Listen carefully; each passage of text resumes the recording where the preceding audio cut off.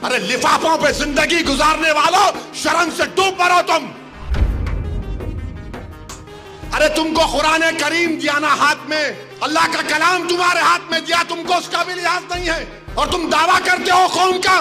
बहुत बोल सकता हूं, याद रखो मेरी जबान को लगाम नहीं है, तुम्हारा घर से निकलना महाल कर दूंगा मैं यहां पे। याद रखो तुम लोग जो काम कर रहे हो ना, तुम महाराष्ट्र के मुसलमानों को ना सिर्फ कमजोर कर रहे हो बल्कि तुम उनकी आवाज का गला घोट रहे हो।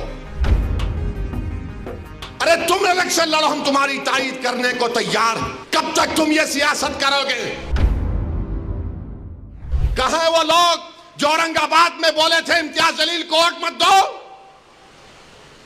उस समाजवादी पेंडेंट को वोट दो बोले थे। अरे चेहरा दिखाओ औरंगाबाद के अवाम के सामने तुम। अरे लिफाफों पे जिंदगी गुजारने वालों, शर्म से डूब मरो तुम।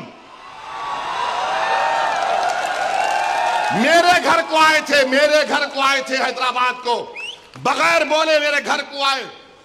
मैं वक्फ के बिल की मीटिंग में जा रहा था, पलट मेरा गार्ड फोन करा के साहब इतने लोग आए, मिला।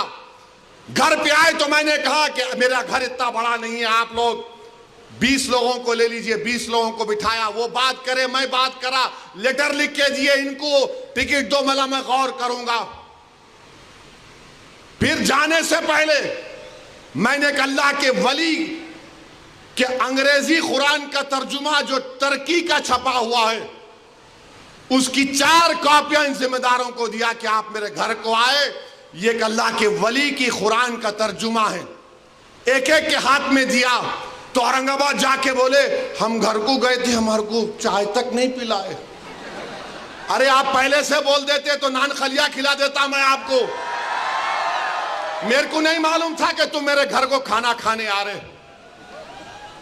अरे तुमको कुरान करीम दिया ना हाथ में, अल्लाह का कलाम तुम्हारे हाथ में दिया, तुमको उसका भी लिहाज नहीं है और तुम दावा करते हो कौम का।